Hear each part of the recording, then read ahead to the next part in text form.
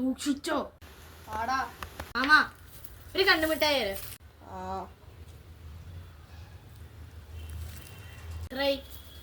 ഒരു കണ്ണു വിട്ടല്ലേ ഇപ്പൊ 10 രൂപ പൈസ അല്ലേ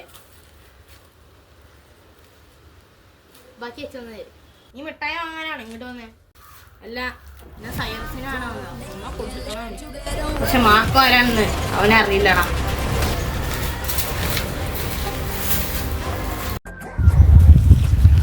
മാർക്കോ സൈറസേ ഒന്ന കൊടുക്കണമെന്ന് തീരുമാനിച്ചതാണ്ടാ. മാർക്കോ എന്റെ കുടുംബം ഞാൻ തകർക്കൂട്ടോ.